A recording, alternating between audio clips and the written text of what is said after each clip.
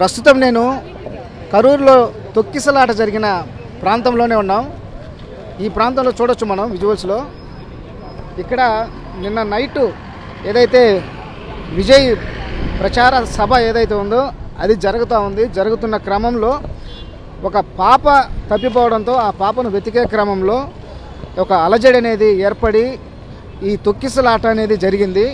ఈ తొక్కిసలాటలో సుమారుగా 39 మంది మృతి చెందడం జరిగింది. అయితే ఈ ప్రాంతంలో చూస్తే మనకు అర్థమవుతోంది, ఎక్కడ చూసినా కూడా వేల కొద్దీ వందల కొద్దీ ఈ చెప్పులే కనిపిస్తున్నాయి. అదేవిధంగా పార్టీకి సంబంధించిన జెండాలు కనిపిస్తూ ఉన్నాయి. అలాగే ఈ చెట్టు ఏదైతే ఒకటి ఉందో ఆ చెట్టు మీద కూడా మనుషులు ఎక్కున్నారు, వాళ్ళు కూడా కింద పడిపోయారు. కింద పడిపోయి ఈ తొక్కిసలాట జరిగి అంటే 39 మంది ప్రాణాలు పోగొట్టుకున్న పరిస్థితి అయితే ఈ నిన్న జరిగింది. అయితే ప్రస్తుతానికైతే మనం విజువల్స్ చూస్తే అర్థమవుతూ ఉంది. ఇక్కడ నిన్న రాత్రి ఏదైతే ఈ తొక్కిసలాట జరిగిందో అప్పుడు ఇక్కడ ఉన్న అంటే ఎవరైతే ఈ గాయపడ్డారో, అదేవిధంగా ఊపిరాడక ఇబ్బంది పడ్డారో, అలాగే చనిపోయారు వాళ్ళందరినీ కూడా ఇక్కడ నుంచి తొలగించేందుకు తీవ్రమైన శ్రమించాల్సిన పరిస్థితి అయితే ఏర్పడినట్లుగా మనకు తెలుస్తూ ఉంది. అయితే ఇక్కడ ఇది తొక్కిసలాట జరిగినప్పుడు అనేక మంది కూడా కింద పడిపోవడం జరిగింది. అదేవిధంగా వెంటనే స్పాట్లోనూ కొందరు చనిపోయారు. అదేవిధంగా మరికొందరు సుమారు ఒక 50 మందికి పైగా గాయాలయ్యాయి. వాళ్ళందరినీ కూడా అతి కష్టం మీద ఇక్కడ నుంచి తరలించేందుకు ఇక్కడున్న నాయకులు, అదేవిధంగా ఇక్కడున్న వచ్చిన ప్రజలు కావచ్చు, అదేవిధంగా పోలీసులు కావచ్చు, తీవ్రంగా శ్రమించాల్సిన పరిస్థితి వచ్చింది. అంబులెన్స్ కూడా ఈ జనాల మధ్యలో కదలలేని పరిస్థితి ఏర్పడింది. అయితే మొత్తానికి ఏదో ఒక రకంగా వాళ్ళని తరలించినప్పటికీ ఇక్కడ మాత్రం ఈ విషాద ఛాయలు అనేది పూర్తిగా అలముకున్నాయి. మొత్తం ఈ బ్యాగ్ చూడొచ్చు, ఈ బ్యాగులు, అదేవిధంగా దీనికి సంబంధించిన సౌండ్ సిస్టమ్, అదే బైకులు, ఒక తోపుడు బండ్లు, ఇవన్నీ కూడా నిన్న ఇక్కడే ఉన్నాయి. ఇవన్నీ ఈ తొక్కిసలాటలో ధ్వంసమైన పరిస్థితి కూడా మనకి ఇక్కడ అర్థమవుతోంది. అయితే నిన్న ఏదైతే తొక్కిసలాట జరిగిందో అప్పుడు అనేక మంది కూడా తీవ్ర ఇబ్బందులు పడ్డారు. ఆర్తనాదాలు, అదేవిధంగా హాహాకారాలతో ఈ ప్రాంతం అంతా కూడా ఒక విషాదచాలు అలుముకున్న పరిస్థితి అయితే కనిపించింది. అయితే మొత్తానికి ఇక్కడ నుంచి హాస్పిటల్కు ఇక్కడ ఉన్న ఏదైతే తొక్కిసలాటలో గాయపడ్డ వారిని, అదేవిధంగా మృతి చెందిన అందరినీ కూడా కరూరులోని ప్రభుత్వ హాస్పిటల్కు తరలించారు. ఇప్పటికే వాళ్ళకి సంబంధించిన ఆదుకునేందుకు అటు ప్రభుత్వము, అలాగే టీవీకే అధ్యక్షుడు కూడా పరిహారం కూడా ప్రకటించిన పరిస్థితి అయితే ఇక్కడ కనిపిస్తూ ఉంది. కరూరు తొక్కిసలాట ఘటనలో మృతి చెందిన 39 మందికి సంబంధించిన డెడ్ బాడీకి సంబంధించి పోస్ట్ మార్టం అన్నీ కూడా పూర్తయినట్లు కొద్దిసేపటి క్రితం తెలుస్తూ ఉంది. అయితే ప్రస్తుతం మనం కరూరు జీజీహెచ్లోని పోస్ట్ మార్టం దగ్గర ఉన్నాము.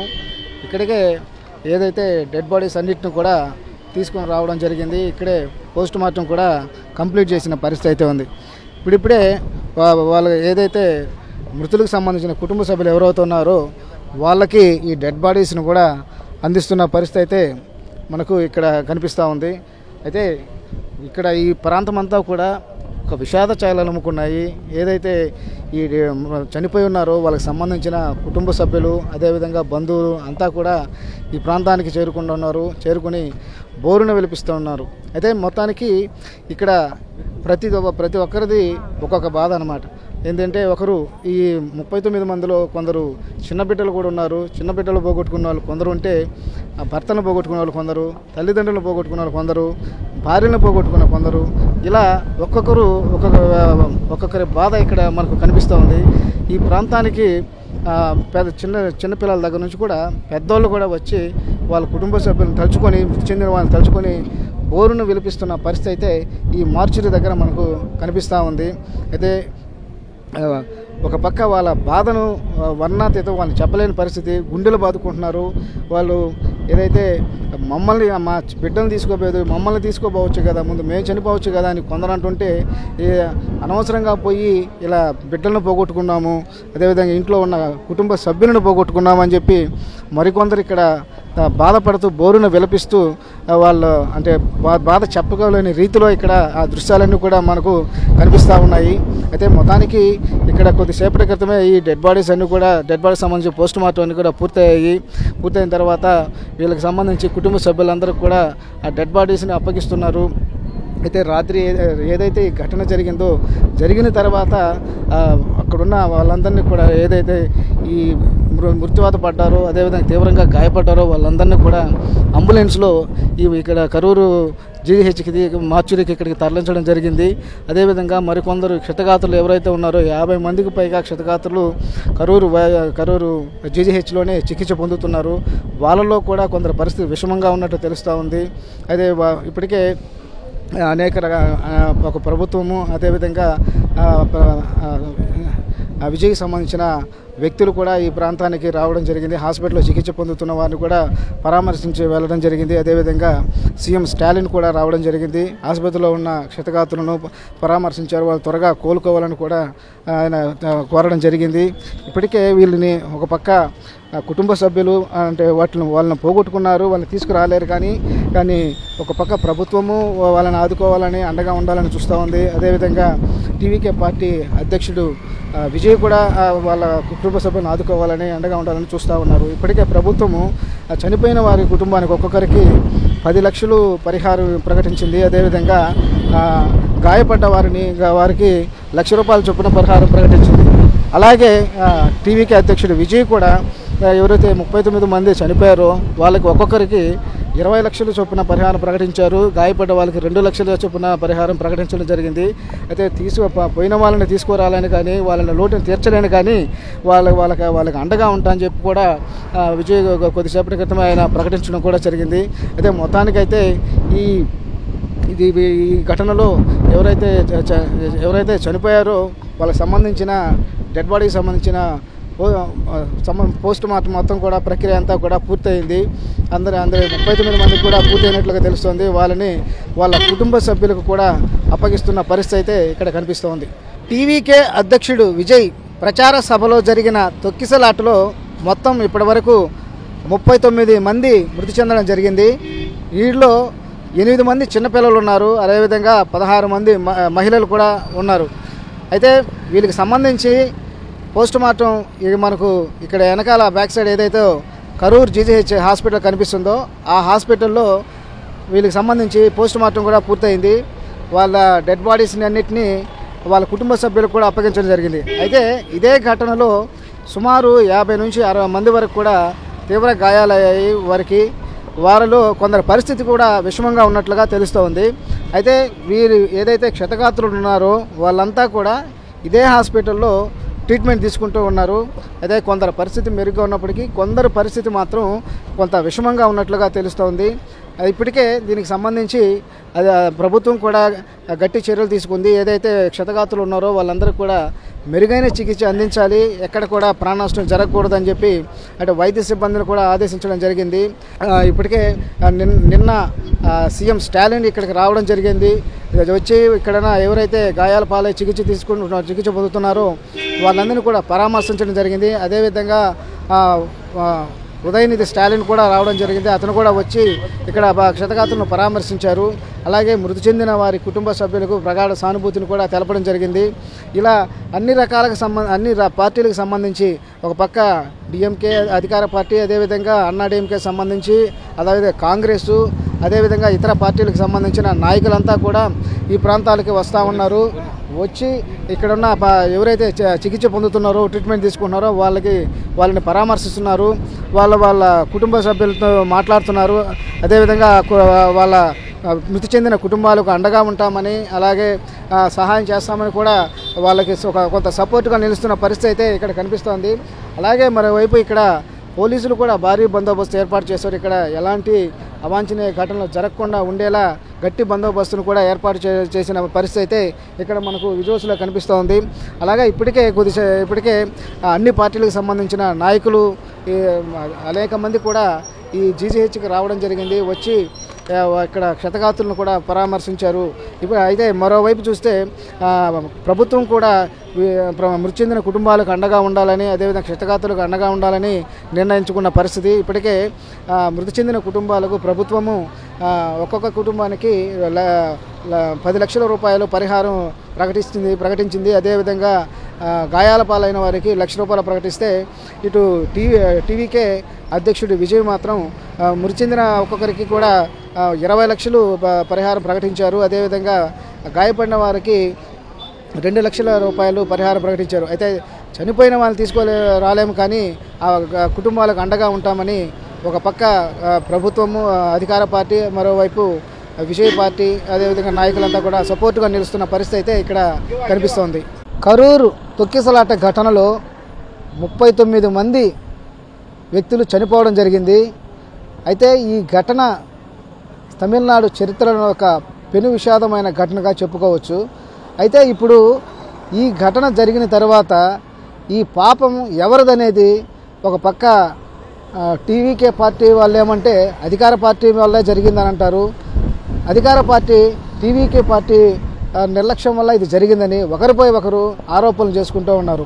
అయితే ప్రస్తుతం మనము ఈ మీటింగ్ ఏదైతే జరిగిందో అదే ప్రాంతంలో ఉన్నాము. అదేవిధంగా తొక్కిసలాట జరిగిన ప్రాంతంలో కూడా అదే ప్రాంతంలో ఉన్నాం మనం.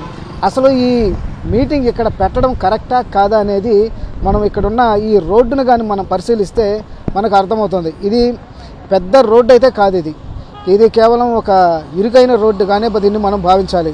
ఇది అటు ఇటు కలుపుకుంటే ఒక 40 ఫీట్ ఉన్నట్లుగా మనకు ఈ రోడ్డును బట్టి చూస్తే అర్థమవుతుంది. అయితే ఇలాంటి ఇరుకైన రోడ్లో ఒక మంచి స్టార్ హీరో, అదేవిధంగా టీవీకే పార్టీ అధ్యక్షుడు విజయ్ ఇక్కడ మీటింగ్ పెట్టడం అనేది ఎంతవరకు కరెక్ట్ అనేది ఖచ్చితంగా ఆలోచించాల్సిన పరిస్థితి. ఎందువల్లంటే అతను స్టార్ హీరో కాబట్టి అతను భారీగా జన సమీకరణ వస్తారు, జనం కూడా అభిమానులు వస్తారు. దీంతో ఈ ప్రాంతం అనేది ఖచ్చితంగా సరిపోదు. అయితే వాళ్ళు టీవీకే పార్టీ వాళ్ళు చెప్పేది ఏంటంటే, ఇక్కడ మేము పర్మిషన్ ఇక్కడ అడగలేదు, వేరే దగ్గర అడిగాము, కాకపోతే అధికారులు ఇక్కడ పర్మిషన్ ఎక్కడ ఇచ్చారు, మేము అడిగిన చోట ఇవ్వలేదు అని వాళ్ళు చెప్తున్నారు. అదేవిధంగా ఇకు పోలీసుల విషయానికి వస్తే, అధికార పార్టీ విషయానికి వస్తే, వాళ్ళు కేవలం 10,000 మందికి మాత్రమే పర్మిషన్ అడిగారు. ఇప్పుడు చూస్తే 50 నుంచి 60,000 వరకు ఈ ప్రాంతానికి భారీగా జన సమీకరణ జరిగింది, భారీగా జనాలు వచ్చారు. కాబట్టి ఇలాంటి ఘటన జరిగింది అనేసి అధికార పార్టీ నాయకులు చెప్తా ఉన్నారు. ఏది ఏమైనా ఈరోజు ఒకరిపై ఒకరు ఆరోపణలు చేసుకుంటున్న క్రమంలో పూర్తిగా నష్టపోయింది మాత్రం ప్రజలు, పేద ప్రజలు. ఈరోజు వాళ్ళు ఈ భూమి మీదే లేకుండా పోయిన పరిస్థితి అయితే ఇక్కడ కనిపిస్తూ ఉంది. ఈ ఇద్దరు పార్టీల నాయకుల నిర్లక్ష్యం, ఆరోపణల వల్ల ఇది జరిగినట్లుగా మనకు ఖచ్చితంగా స్పష్టంగా అర్థమవుతూ ఉంది. అంటే ఒకరేమంటే స్టార్ హీరో అయినప్పటికీ ఇలాంటి వీధుల్లో, రోడ్లలో ఇక్కడ పెట్టడం అనేది ఎట్టి పరిస్థితుల్లో సమంజసం కాదు. కానీ వాళ్ళు మాత్రం మేము అడిగాము, వేరే చోట అడిగాము, కాకపోతే పోలీసులు ఇవ్వలేదని పోలీసుల మీద చెప్తున్నారు. కానీ పోలీసులు మాత్రం మేము 10,000 మందికే అడిగారు కాబట్టి ఇక్కడ పర్మిషన్ ఇచ్చాము, కానీ ఆలస్యంగా విజయ్ ఈ ప్రాంతానికి రావడం వల్లే ఈ ఘటన జరిగిందని అధికార పార్టీ నాయకులు, అదే పోలీసులు చెప్తుంటే, విజయ్ సంబంధించిన వర్గం మాత్రం ఇక్కడ ఏదో దీంట్లో కుట్రకోణం దాగి ఉంది, దీనిపైన విచారణ జరపాలి, పోలీసులు లాఠీ చార్జీ జరపడం వల్లే ఇక్కడ ఇలాంటి తొక్కిసలాట జరిగింది, అనేక మంది అంటే 39 మంది ప్రాణాలను బలి తీసుకోవాల్సిన పరిస్థితి పోలీసుల వల్ల వచ్చిందనేసి టీవీకే పార్టీ నాయకులు చెప్తున్నారు. నాకు పబ్లిక్ లక్షం కాదు 80,000 పబ్లిక్ ఎడం వచ్చి జాగా ఎడంజల్ அது எனக்கு பாதி தான் வசி இல்லைன்ட்டு பாதுகாப்பு సేఫ్టీ సరిగా ఏం జరిగింది ఇక్కడ? ఏం కార్యక్రమం, ఏ ప్రోగ్రామ్? పవర్ కట్, అది ఏమని తెలియదు. పవర్ కట్ అసలు ఏం ప్రోగ్రామ్ జరిగింది? ప్రోగ్రామ్ వచ్చి ஆர்டிஸ்ட் விஜய் அவர் ஒரு பார்ட்டி பிரசிடென்ட் ಅವರು ಎಲ್ಲ వచ్చారంత ఎలక్షన్ ప్రొపర్సింగ్ వచ్చింది అది ఎంతమంది చనిపోయారు అది ఇంకా నాకు తెలియదు పవర్ కట్ ఆనது కారణం பார்த்தீங்களா జనాభా నాకు తెలియదు సుమారుగా నాకు తెలియదు నా ఇంకా నోనదా அது வேறு ஒன்றும் இல்லை இந்த டிரான்ஸ்ஃபார்மர் இருக்குது பார்த்தீங்களா அதில் எல்லாம் ஏற ஆரம்பிச்சிட்டாங்க ஆகணும்னா அவங்களே தான் ஃபோன் பண்ணி ஆஃப் பண்ண சொன்னாங்க ஆஃப் பண்ண சொன்னனால அவங்க ஆஃப் பண்ணாங்க இல்லைன்னா அது ஆஃப் பண்ணியிருக்க வாய்ப்பே இல்லை அவங்களே தான் சொன்னாங்க இது ஆஃப் பண்ணுங்க எல்லாம் ஏறுறாங்க சாவுறாங்க அங்கேருந்து 4 பொம்பளைங்களை மிதிச்சு போட்டு போனானுங்க அதே டிச்சுக்குள்ளே அந்த சுகன்யான்னு சொல்லி அந்த பொண்ணு இருந்துங்களா அது மிதிச்சு போட்டு டிச்சுக்குள்ளே மிதிச்சு போட்டு போனானுங்க அது குழந்தைகள் மேலே மாடியில் 4 பேர் உள்ளே தொங்குறானுங்க அங்கங்கே ஏறானுங்க ஏறும்போது என்ன பண்ண முடியும் யார் என்ன தடுக்க முடியும் போலீஸ்காரங்க தடுக்க முடியாது யாரும் தடுக்க முடியாது பொதுமக்கள் நம்ம தான் பாதுகாப்பு கொடுக்கணும் கட்சி ஆரம்பிக்கிறாங்களா இவங்க தானே சுயநலவாக இது பண்ணணும் பாதுகாப்பு கொடுக்கணும் இதை பண்ணணும்னு சொல்லி சொல்லணுமா சொல்ல வேண்டாமா எதுவுமே ஒரு தற்கூரித்தனமாக பண்ணிட்டாங்க இவங்க தான் ஒரு இதுன்னு சொல்லி எல்லாம் ஒரு தண்ணி பாட்டில் கூட கிடக்கு ஏதாவது ஒரு தண்ணி பாட்டில் கிடக்கான்னு பாருங்கள் ஒரு தண்ணி பாட்டில் கூட வழி இல்லாமல் ரோடோட ஊருக்குள்ளே தெருவுக்குள்ளே உள்ளே வந்து ஒவ்வொரு பொம்பளைங்களும் தண்ணி கேட்குறாங்க அந்த அளவுக்கு மோசமான ஒரு இதை கொண்டு வந்துட்டாங்க தற்கூரித்தனமாக சின்ன பிள்ளை எப்படி பண்ணோம் அந்த மாதிரி பண்ணிவிட்டாங்க உண்மை அதான் இவங்க ஏங்க இந்த ஏரியாவில் எத்தனை மீட்டிங் நடந்திருக்குது இத்தனை மீட்டிங்கில் ஏதாவது பிரச்சனை நடந்திருக்கா இது ஒரு தற்கூரித்தனமான எதுவுமே நடக்கலை இவங்களாம் வந்து போஸ்ட் மரத்தில் ஏறவும் அந்த தகரத்தில் பாருங்கள் மேலே ஏற அந்த தகரத்தில் எவனா இருப்பானுங்களா தொங்குறாங்க அங்கங்கே தொங்குறானுங்க இவங்களாம் தொங்குறானுங்க ஆமாம் தொங்குற மாதிரி ரோடாக தொங்குறாங்க ஒவ்வொரு போஸ்ட் மரத்துக்கும் தொங்குறானுங்க ஆமாம்